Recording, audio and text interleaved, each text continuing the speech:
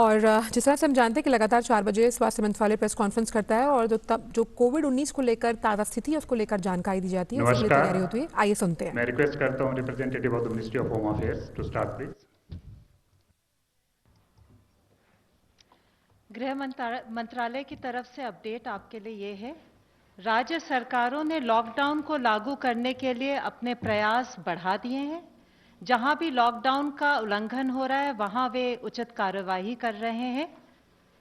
आवश्यक खाद्य सामग्री जैसे गेहूं, चावल, दालें एवं दूध की आपूर्ति की स्थिति संतोषजनक है और इनकी उपलब्धता को निरंतर मॉनिटर किया जा रहा है।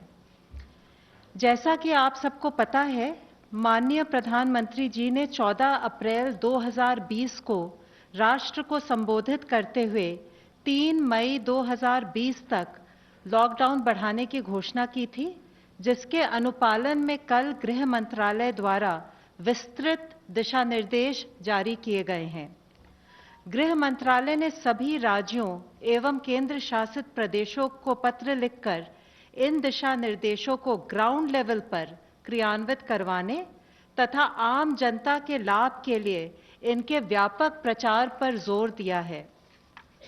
लॉकडाउन के अंतर्गत 3 मई 2020 तक संपूर्ण देश में हवाई, रेल और सड़क मार्ग से यात्रियों का आवागमन बंद रहेगा। टैक्सी, ऑटो रिक्शा और साइकिल रिक्शा सहित कैब एग्रीगेटर्स की सेवाएं प्रतिबंधित रहेंगी। सभी शैक्षिक एवं संबंधित संस्थान बंद रहेंगे। सभी cinema halls, malls, shopping complex, gymnasium, sports complex तथा इसी प्रकार के स्थान बंद रहेंगे। सभी सामाजिक, राजनीतिक, खेल, मनोरंजन, शैक्षणिक, सांस्कृतिक, धार्मिक समारोह और अन्य सभाओं के आयोजन पर रोक रहेगी। सभी धार्मिक स्थल, पूजा स्थल, धार्मिक समागम जनता के लिए बंद रहेंगे।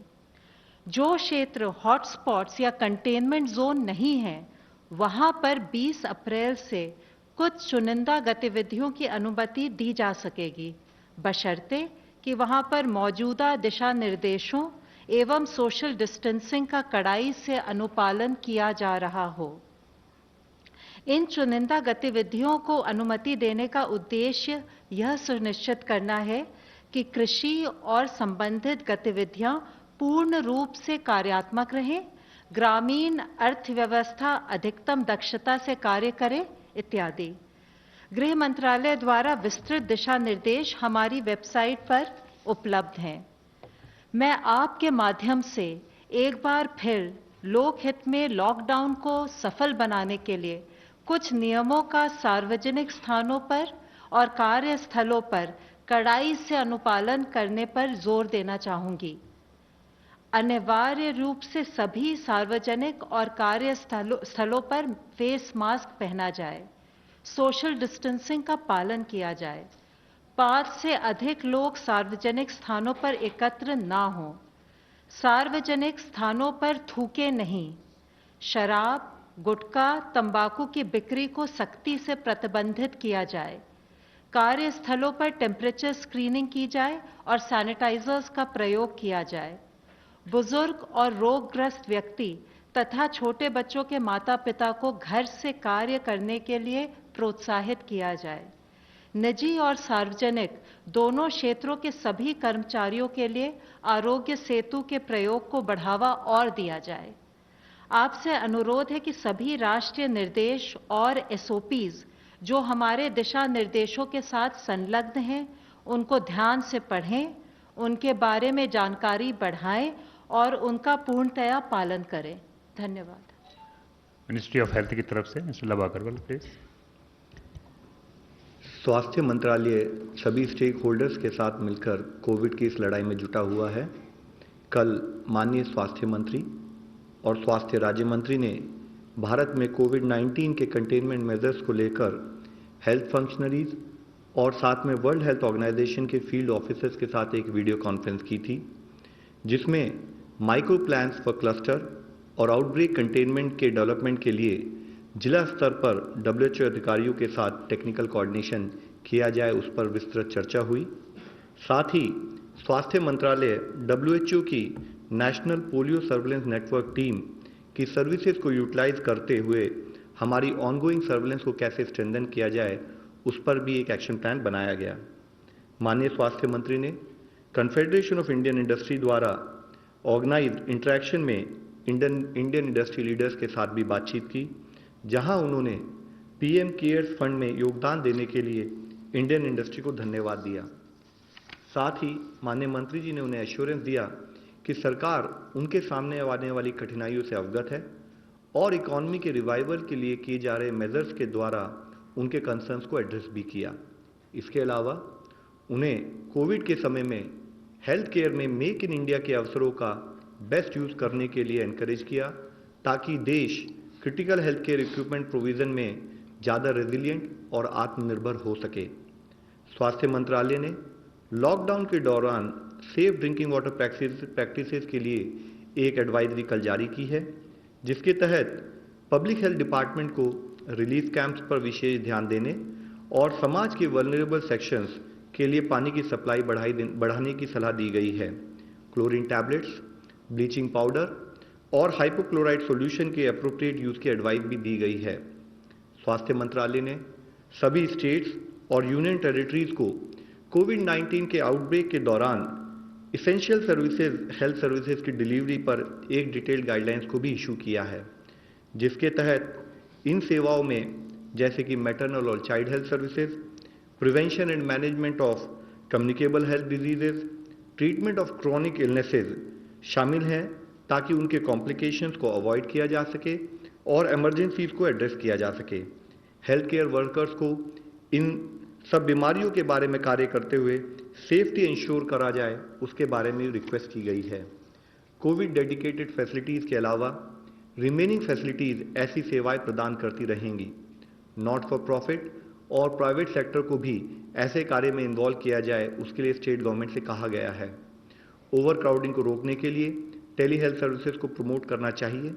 साथ ही लॉकडाउन या रेस्ट्रिक्शंस के पीरियड के दौरान इम्यूनाइजेशन और एंटीनेटल केयर जैसी सेवाओं को रीऑर्गेनाइज किया जाना चाहिए और इस तरह की सेवाओं को कोई एक दिन फिक्स करके प्रोवाइड किया जाए।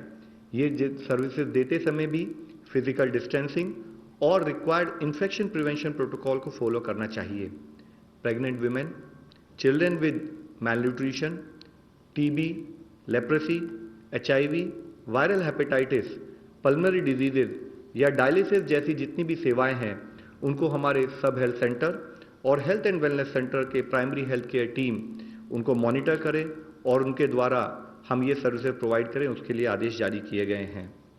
साथ ही बल्क ड्रग्स की अवेलेबिलिटी और प्रोडक्शन को बढ़ाने के लिए मिनिस्ट्री ऑफ एनवायरनमेंट ने एक एनवायरनमेंट इम्पैक्ट असेसमेंट नोटिफिकेशन में अमेंडमेंट किया है, जिसके तहत जो भी प्रोजेक्ट या एक्टिविटीज बल्क ड्रग और इंटरमीडिएट से रिलेटेड हैं, उनका रिकैटेगराइजेशन करते हुए कैटेगरी A से कैटेगरी B2 में डाला गया है, जिसके तहत उनका अप्रेजल नेशनल लेवल पर लाए बिना स्टेट लेवल पर त्वरित गति से किया जा सकता है।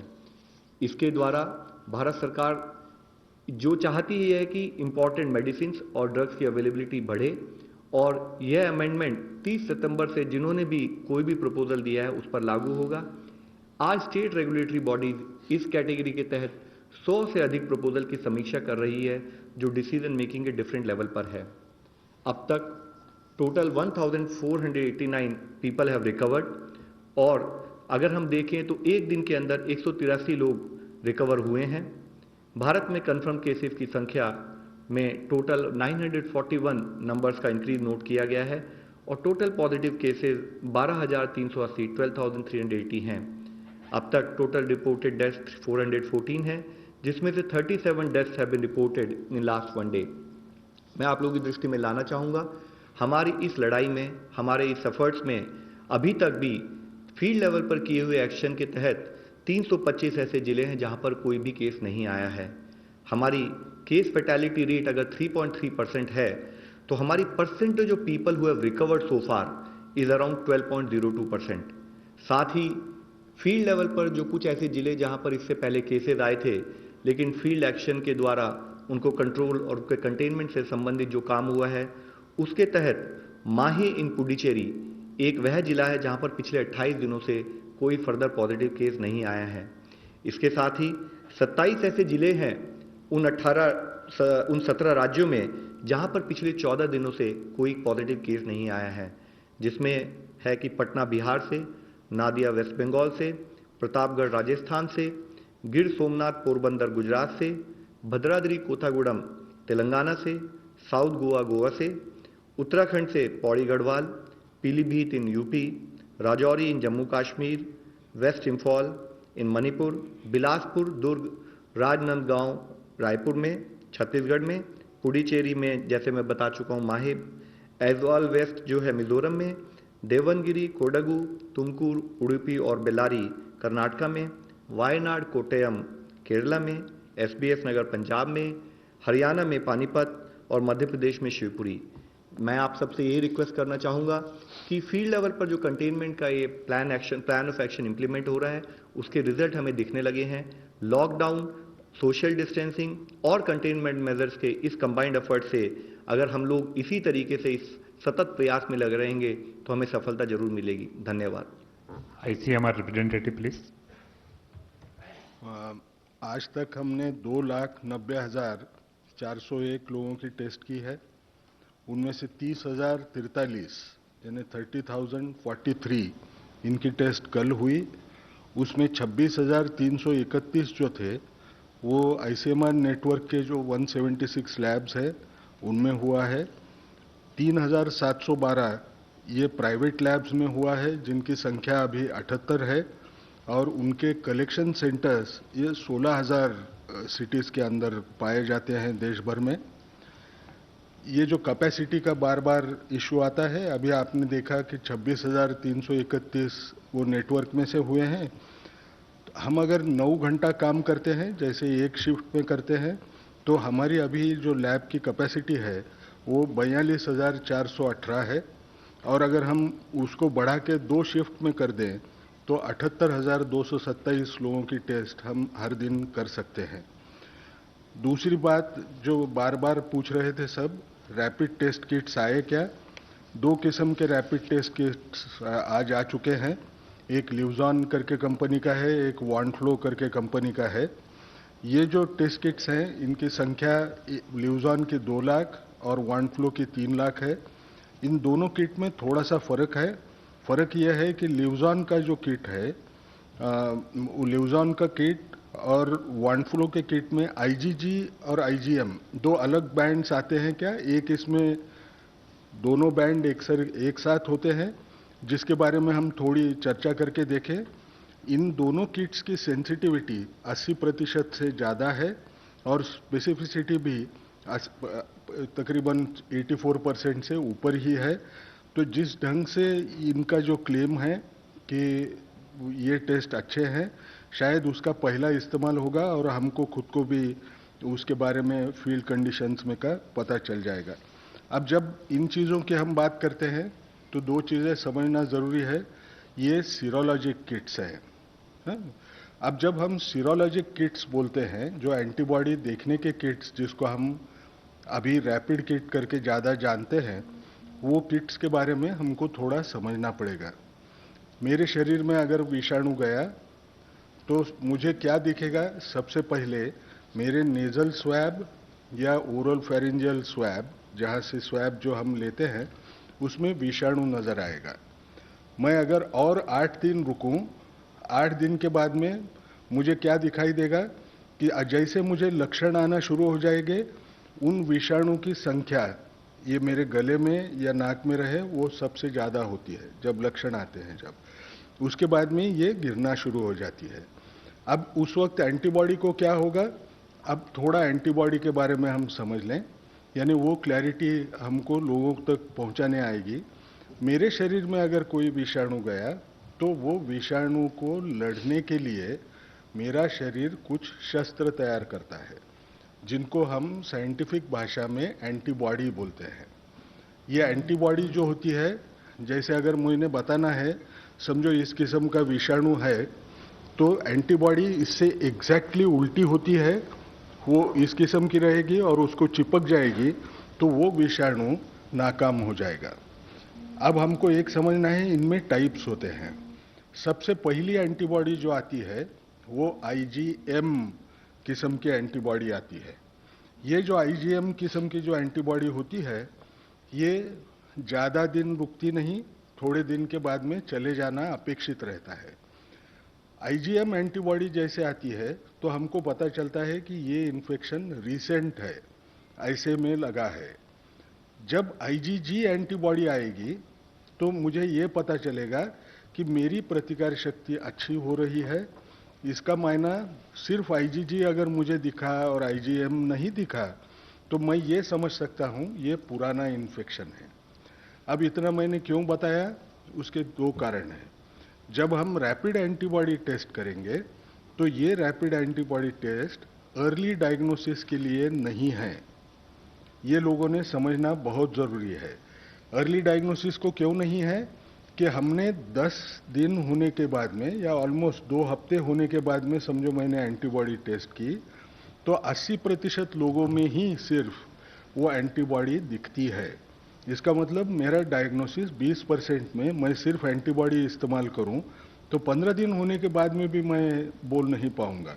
इसलिए ये डायग्नोसिस के लिए इस्तेमाल नहीं होती है, ये इस्तेमाल होती है सर्वेलेंस के पर्पस के लिए।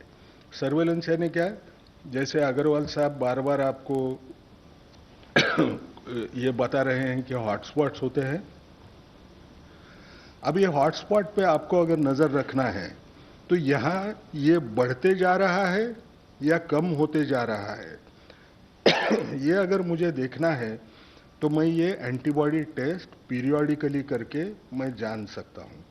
अब कुछ लोगों के मन में एक विचार आएगा कि क्या एंटीबॉडी टेस्ट पॉजिटिव हो गई, इसका मायना मुझे इन्फेक्शन हुआ, मुझे बाद में इन्फेक्शन नहीं होगा, ऐसे मैं मान सकता हूँ क्या? तो हमको एक दूसरी चीज समझना है। कोई भी विषाणु के खिलाफ जब एंटीबॉडी तैयार होती है, हर विषाणु उस विषाणु के साथ बाद में अच्छे ढंग से लड़ सकती है वो एंटीबॉडी, ऐसे नहीं होता है।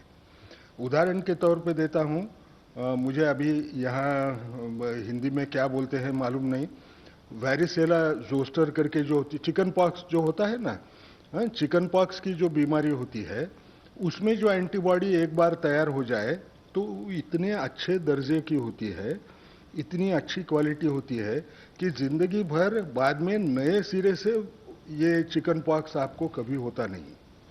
लेकिन उसी हिसाब से अगर आपने देखा तो साइंस में का पैराडॉक्स देखो, आपको HIV इन्फेक्शन हुआ, मेरे शरीर में HIV एंटीबॉडी जिंदगी भर दिखेगी लेकिन वो HIV के खिलाफ प्रोटेक्ट नहीं करती है।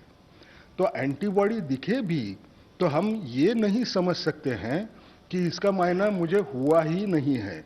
ये देख यानी मेरा इम्यून रिस्पांस बहुत स्ट्रांग है, अभी मुझे कभी होगा नहीं, ये बोलना कठिन होता है। कब तक कठिन होगा? जब तक इसके ऊपर अच्छा संशोधन नहीं होता, ये एंटीबॉडी कितनी अच्छे ढंग की है इसका पता नहीं चलता, जब तक हम इसको इस्तेमाल नहीं कर सकते इस ढंग से। ये क्यों बोल रहा हूँ? हमने सर्वेलेंस पर्पस के लिए इस्तेमाल करना है, ट्रेंड देखने के लिए इस्तेमाल करना है, लेकिन इसको हम अर्ली डायग्नोसिस के हिसाब से हमने कभी इस्तेमाल करना नहीं चाहिए।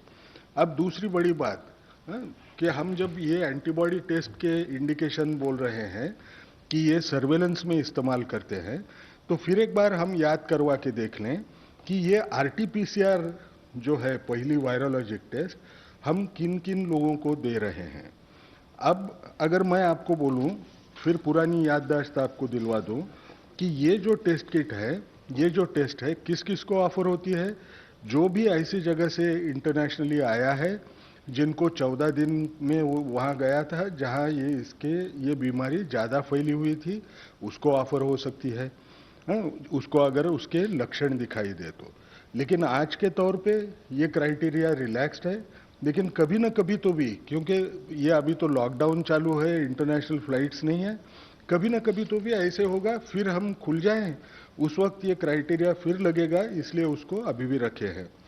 दूसरी बात हमको याद रखना है कि जो भी लैब कंफर्म केस का कांटेक्ट है उसको अगर कोई लक्षण दिखे तो उसको हम ऑफर करते हैं। तीसरी बात, जो कोई हेल्थ केयर वर्कर होगा उसको अगर कोई लक्षण दिखे तो उसको भी ये टेस्ट ऑफर हम करते हैं। चौथी बात, जब हम हॉटस्पॉट में रहने वाले लोगों को देखें, उनमें अगर आपको सारे जगह पे अगर हमने लोग देखे तो जहां भी हमको सारी की केस दिखती है सीवियर एक्यूट रेस्पिरेटरी इन्फेक्शन की, जो एक लक्षण हो सकता है, एक सिंड्रोम के वैसा एक कॉम्प्लेक्स होगा कि जिसमें ये कोविड-19 के केसेस होंगे, तो हम सारी के हर रुग्ण को, हर मरीज को हम ये टेस्ट ऑफर करते हैं। इसमें भी कोई कमी किसी किस्म की नहीं है। और आखिरी बात, जो भी एसिम्टोमेटिक है, हाई रिस्क केसेस हैं, उनके जो कॉन्टैक्ट्स हैं, उनको हम 5वें दिन के बाद में या 14 दिन के बाद में हम ये टेस्ट भी ऑफर करते हैं। और सबसे बड़ी बात, ये जो नए हॉटस्पॉट करके क्लस्टर खुल रहे हैं, ये क्लस्टर के अंदर हॉटस्पॉट की लिस्ट शायद सर ने आपको दी होगी, वो लिस्ट में जो भी जिले हैं, उन जिलों में जिस किसी को इन्फ्लुएंजा लाइक इलनेस हो, यानी बुखार, खांसी और जुकाम, ऐसे कोई इलनेस अगर होगा तो उसको भी ये टेस्ट ऑफर की जाएगी। अब ये मैं क्यों बोल रहा हूं, सबको बार बार ऐसे लगता है कि शायद हम कम लोगों को टेस्ट ऑफर कर रहे होंगे। इनको छोड़ के और कोई क्राइटेरिया और जगह पे इस्तेमाल नहीं होता है कि जिसको हम कम, यानी हमारे यहाँ नहीं है, बाहर कहीं कर रहे हैं, ऐसा कोई क्राइटेरिया नहीं है। एक चीज हमने एक करने की कोशिश की कि ये पूलिंग करके, सैंपल को पूल करके क्या हम लोग टेस्ट कर पाएंगे। तो हमने देखा कि RT-PCR ना, यानी जो मॉलिक्यूलर टेस्ट है, वो मॉलिक्यूलर टेस्ट का इस्तेमाल करके हम पूलिंग कर सकते हैं।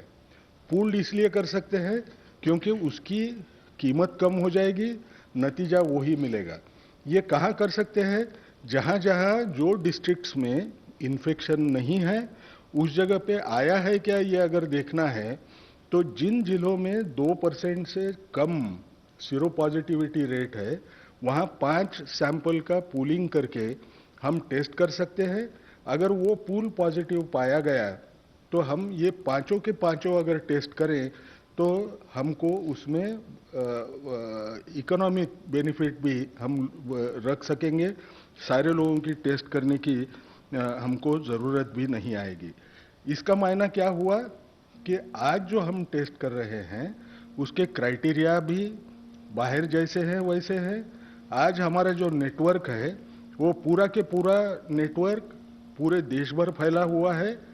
सिर्फ इंतज़ार किस बात का है, हमारी जो कैपेसिटी है वो कैपेसिटी में जितने लोग चाहिए उतने लोगों का अगर मुझे टेस्ट करना है तो लोगों ने घर जिनको लक्षण होंगे, जो लोगों का कांटेक्ट आया होगा, वो लोगों ने अपनी टेस्ट करने के लिए आगे आना है।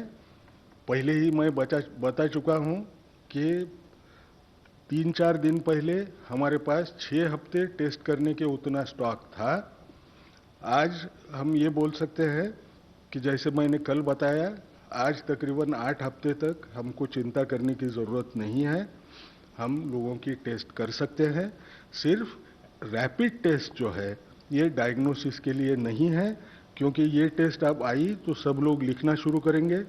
लोग सोचेंगे मैं रैपिड टेस्ट करवा लेता हूं, वो उसके लिए नहीं है, डायग्नोसिस के लिए नहीं है, ये एपिडेमियोलॉजिक पर्पजेस के लिए है।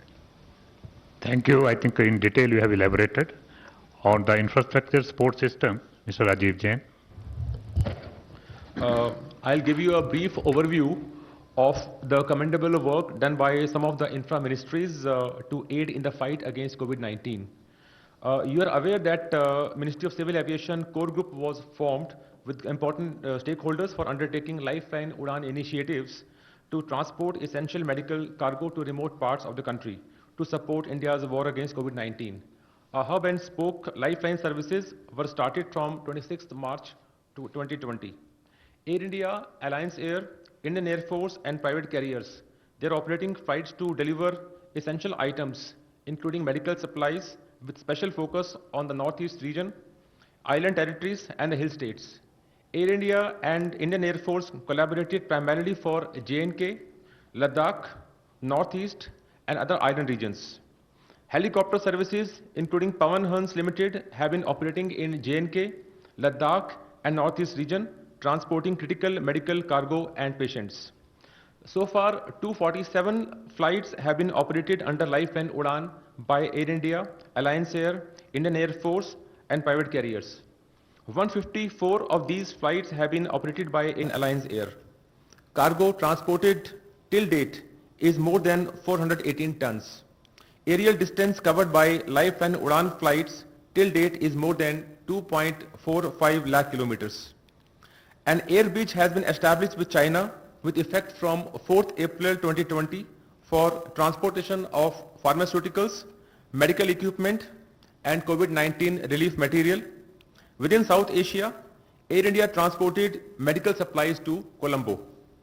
Air India operated first flight under Krishi Udan program between Mumbai and London on 13th April 2020, carrying 29 tons of fruits and vegetables to London and returned with 15.6 tons of general cargo material. I'll give you a brief overview of Indian Railways now.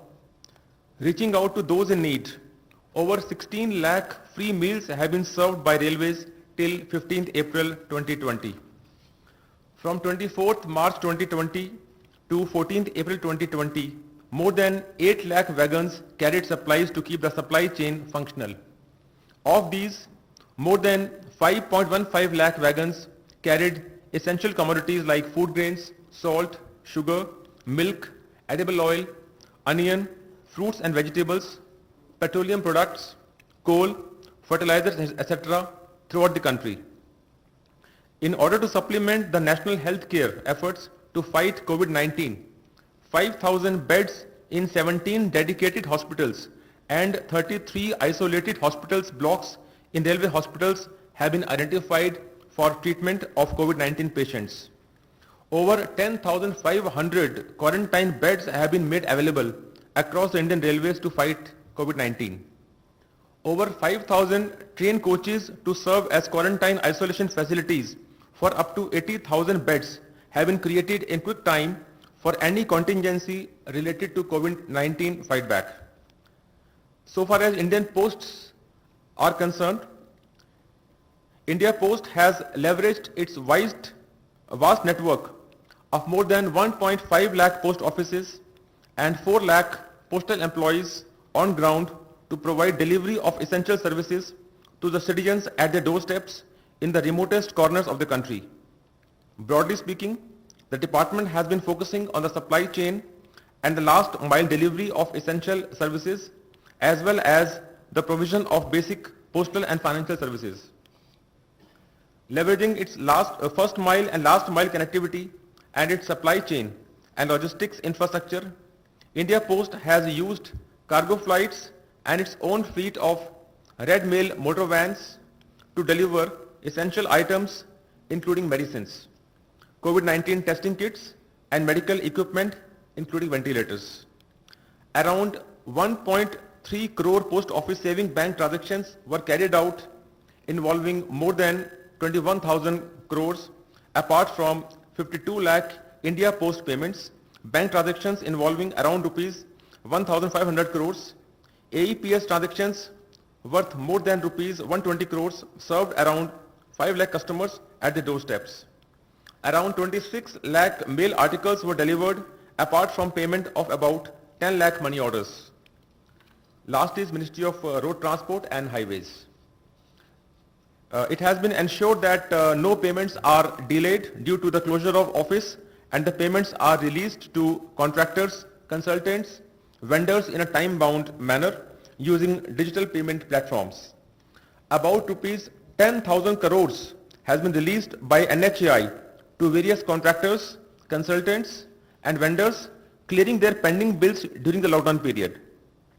States and UTs were advised to extend validity of fitness certificates, permits, driving license or other vehicles documents under the Motor Vehicles Act 1988 and Central Motor Vehicles 1989 up to 30th June 2020, whose extension of validity may not be granted due to lockdown period and which have expired since 1st Feb 2020 or would expire till 30th June 2020. Now, first online question. Is the center sending some special teams or task force to Maharashtra to help the local government and the municipal authorities? Sir already Maharashtra में और महाराष्ट्र के अलावा देश के विभिन्न parts में 11 राज्यों में हमारी सेंट्रल टीम गई हुई है। महाराष्ट्र के विषय में आते हैं तो इससे पहले ही ऑलरेडी हमारी एक सेंट्रल टीम पुणे, एक सेंट्रल टीम मुंबई में काम कर रही थी और एक एडिशनल टीम 2 दिन पहले हमने भेजी है, जिसके तहत भी हम स्टेट गवर्नमेंट से कोऑर्डिनेट करते हुए कंटेनमेंट प्लान को मॉनिटर कर रहे हैं। Ms. Palomi from India Today. So my question is to the Health Ministry and to ICMR. Today, Congress leader Rahul Gandhi said that our testing rate is such that it is 199 per million per 10 lakh, which is about 350 persons a district. Now, would you say that's woefully low and we would need to ramp up testing? And the second question is to Rajiv sir. This is about the memorandum, the Office of Memorandum, which has just come out from the DGC about air travel bookings and refunding of air passengers. Now, it says, it's worded in such a way, it says that if you've made bookings during the lockdown period for travel during the lockdown period, you stand eligible for a refund if you seek so. I wouldn't make a booking during the lockdown period to travel during the lockdown period because bookings are closed. So it's, if you could just clarify that. I think I just seen that OM and your query. So your query is about the passengers who have made bookings during the lockdown period.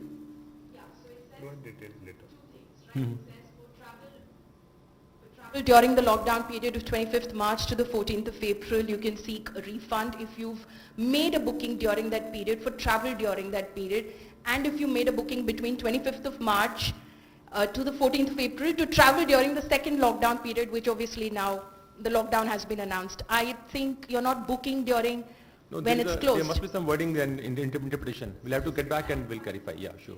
Yeah. No, I will have to go back and clarify. Those wording has to be seen then. I think you will get We'll clarification come on back that. Yeah. Yeah. Testing के लिए हिंदी में बोला चलेगा ना क्या? English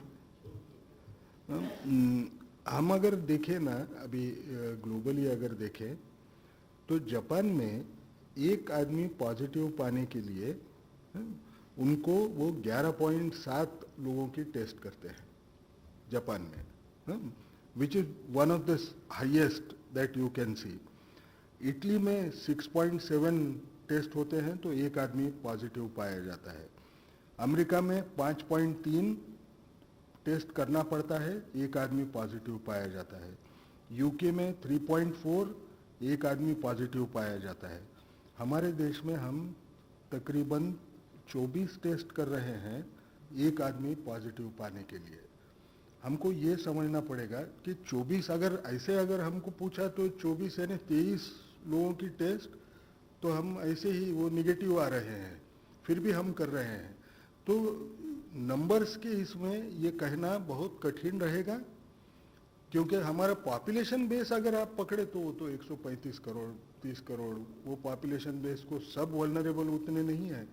हम अभी भी क्या कर रहे हैं, देश को अलग अलग जोन्स में बांट रहे हैं, किसको हॉटस्पॉट बोलेंगे, किसको क्या बोलेंगे। जैसा अग्रवाल साहब ने बोला, मैं थोड़ा नंबर भूल गया होगा, और 300 के ऊपर 330 या ऐसे डिस्ट्रिक्ट्स हैं जहां कोई भी केस अभी तक रिपोर्ट नहीं हुआ है, लेकिन उनकी पॉपुलेशन का बेस पकड़ के मैं टेस्टिंग के बारे में बोलना मुश्किल है। मैडम, मैं ऐड करना चाहूँगा, एक्चुअली एक पर्टिकुलर डेटा को कई तरीके से इंटरप्रेट किया जा सकता है। हमारा एफर्ट ये है कि कोई भी पॉजिटिव केस हमारी पकड़ से ना छूटे, और उसके तहत जैसे कि इससे पहले डॉक्टर गंगा खेडकर साहब ने बताया है, एक प्रॉपरली डिफाइंड क्राइटेरिया है, और उस क्राइटेरिया के तहत जैसे इन्होंने बताया कि अगर हम देखें कि दूसरे देशों की तुलना में हमारे यहाँ अगर 24 पेशेंट को हमने टेस्ट किया, 24 सिम्टोमेटिक लोगों को टेस्ट किया, तब जाकर हमारे को एक पॉजिटिव मिला, तो it is a clear indication कि हमारे देश में because of the action taken by government, advance action primarily, हम लोग कुछ हद तक इसको कंटेन कर पाए हैं। It is not about absolute number of testing which will be our defining criteria. What is important कि हमारे containment measures link with testing overall हमारे को क्या आउटपुट दे रहे हैं। तो उसके तहत में आप ये समझे, जैसे कि इससे पहले अभी हाईलाइट किया गया है कि हमारे यहाँ जो भी डिफाइंड क्राइटेरिया है वो पर्टिकुलर सैंपल का क्राइटेरिया उसके तहत सब लोग टेस्ट हों। इसके साथ ही हम जैसे कि डॉक्टर साहब ने बताया है कि सारी यानी कि सीवियर एक्यूट रेस्पिरेटरी सिंड्रोम और साथ में ILI यानी कि इन्फ्लुएंजा लाइक इलनेसेस उससे रिलेटेड टेस्ट हम इवन जहां जिस एरिया में आज भी कोई पॉजिटिव नहीं आया वहां भी हम कर रहे हैं। इसके तहत हमें पता लगता है कि कहीं बाय मिस्टेक उस पर्टिकुलर एरिया में वायरस स्प्रेड तो नहीं हो रहा है, तो उसके तहत हम ओवरऑल कंट्री में भी मॉनिटरिंग कर रहे हैं। बट जो भी हम मॉनिटरिंग कर रहे हैं उसका एक डिफाइंड प्रोसेस है, उसका एक डिफाइंड क्राइटेरिया है, और जो नंबर्स हमें अब तक मिले हैं जैसे कि डॉक्टर साहब ने बताया वो क्लियरली इंडिकेट कर रहे हैं कि ये स्ट्रैटेजी काम कर रही है। ICMR के लिए एक और क्वेश्चन है। Rapid antibody testing kits have arrived today from China. Many reports suggested that these Chinese kits were faulty and India was not getting these Chinese kits. Is India still going to use them? देख लीजिए, इसका सवाल थोड़ा ज़रा ज़्यादा technical भी शायद हो सकता है। नहीं, ये सच है जैसा मैंने पहले बताया, एंटीबॉडी किट्स इनकी सेंसिटिविटी स्पेसिफिसिटी ये कम है, ये तो हम चारों तरफ सबको मालूम है। इसका इस्तेमाल जैसा मैंने पहले बताया कि अर्ली डायग्नोसिस के लिए या इंसान को ये इन्फेक्शन हुआ है क्या इसके लिए करना नहीं है, ये तो हम ट्रेंड देखने के लिए कर रहे हैं। अब ये ट्रेंड देखने के लिए हम ये क्यों इस्तेमाल कर सकते हैं, क्योंकि समझ लीजिए वो टेस्ट किट में, हाँ, अभी जैसा मैंने एक बताया IgM की जो टेस्ट किट की सेंसिटिविटी है 81.3 है, ये तो पॉइंट एस्टिमेट है, लेकिन ये अपर रेंज को अगर पकड़े या लोअर रेंज को पकड़े तो थोड़ा आगे पीछे होता है। अब अगर मैं वो करता हूँ तो मुझे क्या याद रखना पड़ता है, एक ही बैच में के मैंने टेस्ट किए हैं, जो भी एरर आना है वो एरर यूनिफॉर्म आएगी। मुझे अगर ट्रेंड दिखना है तो ट्रेंड में कोई फर्क नहीं आएगा, क्योंकि वो 6% दिखने के बजाय 5.8% निकला और उसका ट्रेंड मैं फॉलो कर रहा हूँ, तो उससे मुझे कोई फर्क नहीं पड़ता। ये डिसीज डायग्नोसिस के लिए नहीं है। जैसे मैंने बोला इम्यून रिस्पांस, उसका द्योतक आज समझ सकते हैं क्या, अभी भी नहीं समझ सकते हैं। ये सर्वेलेंस में हॉटस्पॉट में कैसे इन्फेक्शन फैल रहा है या बढ़ रहा है या कम हो रहा है, इसका अंदाज बांधने के लिए टेस्ट है। इसलिए वो किट का फॉल्टी रहने का हिसाब जो था ना, वो जो लोगों ने इम्यून रिस्पांस देखने को किया उसके इसमें चक्कर में ठीक है। ये सर्वेलेंस के लिए कोई प्रॉब्लम नहीं है। मिस्टर मृगांक प्रभाकर, सहारा इंडिया।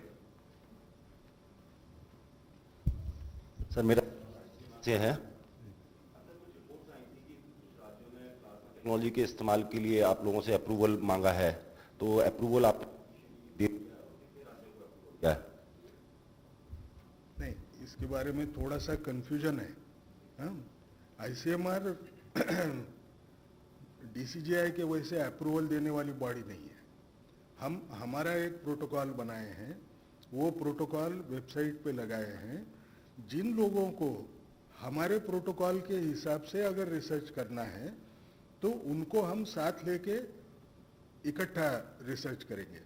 अब कुछ लोग सोचेंगे कि जैसे मैं एक उदाहरण देता हूँ, कोई बोलेगा एंटीबायोटिक का डोज 250 मिलीग्राम देने के बजाय मैं 500 मिलीग्राम इस्तेमाल करूँगा, उसको मैं तो रोक तो नहीं सकूँगा। हाँ, उसके रिसर्च प्रोटोकॉल में 500 से वर्क करता है ऐसे उसको लगता है। जिसको 500 की वजह से वैसे काम करना है वो अलग से प्रोटोकॉल DCGI से अप्रूव करवा ले, क्लिनिकल ट्रायल रजिस्ट्री में उसका नंबर दिलवा ले और वो आगे चले। हम अप्रूवल सब प्रोटोकॉल्स को हम देने का हमको कोई नैतिक अधिकार भी नहीं है, न कायदे से कोई हमको अधिकार है, वो तो DCGI के पास जाता है। Next online question. It has been widely said that summer and hot temperature will be counterproductive for the spread of coronavirus. Have new cases reduced? What has been the expiry observation on this? Doctor साहब, ये heat से related है, क्या बोलते हैं? Summer and heat related. हाँ, I will read it again. Yes sir. It has been widely said that the summer and hot temperature will be counterproductive for the spread of coronavirus. Have new cases reduced? What has been the expiry observation on this? Temperature यानी सब season के ऊपर है। जी जी ये फिर दोहराते हैं, पहले बहुत बार इसका जवाब दे चुके हैं। ये बीमारी हमको 31 दिसंबर के बाद में चाइना ने अपने को बताया है कि ये बीमारी नई बीमारी आ चुकी है। आप सीजन्स देखें तो अभी समर सीजन उसने अभी तो बराबर देखा ही नहीं है। तो हमने वेदर की वजह से क्या इम्पैक्ट होता है इसके ऊपर मैंने अगर बताना शुरू कर दिया तो मेरे पास एविडेंस कुछ भी नहीं है। मैं मेरे मन में जो विचार आता है वो मैं बोलूँगा।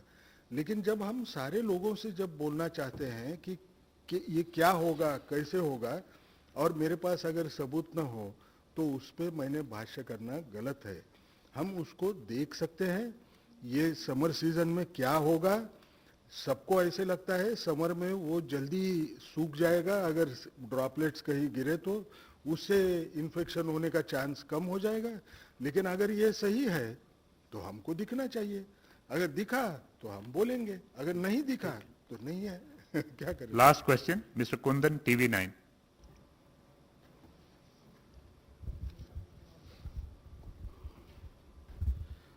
मेरा सवाल लव अग्रवाल सर से है। सर, देश में जितने भी क्लस्टर हुए या हॉटस्पॉट हुए, आपने उनको रिस्ट्रिक्ट करने की वहाँ पे कोशिश की। क्या ऐसा कोई डेटा भी आया है कि वहाँ पे फिर से उन जगहों पर कोरोना के संक्रमित मरीजों की संख्या बढ़ी हो? सर, क्लस्टर कंटेनमेंट भी एक ऑनगोइंग प्रोसेस है। तो जैसे मैंने आपको कल बताया था, जब हम अपनी स्ट्रैटेजिक अप्रोच के थ्रू क्लस्टर कंटेनमेंट पर काम करते हैं, हमारी special team house to house surveillance करती हैं और उसके बेसिस पर फीवर, कफ और रेस्पिरेटरी केसेस की मॉनिटरिंग होती है। तो उसके तहत हम चेन ऑफ ट्रांसमिशन को ब्रेक करने के एफर्ट करते हैं। फिर हम उस एरिया को तब तक अपने कंटेनमेंट स्ट्रैटेजी में रखते हैं जब तक कि नेक्स्ट 28 दिन तक कोई पर्टिकुलर केस वहाँ ना आए। तो ये ऑनगोइंग प्रोसेस है और उसके तहत ही अभी मैंने आप लोगों की नॉलेज में लाया हूँ कि माहे डिस्ट्रिक्ट जो है वहाँ पर पिछले 28 दिनों से कोई भी केस नहीं आया है। इसी तरह से 27 और जिले हैं जहाँ पर 14 दिनों से कोई पॉजिटिव केस नहीं आया है। ये एक ऑनगोइंग प्रोसेस है। हमारे पूरे एफर्ट्स होते हैं कि हम चेन ऑफ ट्रांसमिशन को 100% ब्रेक कर सकें। Thank you friends, thank you very much.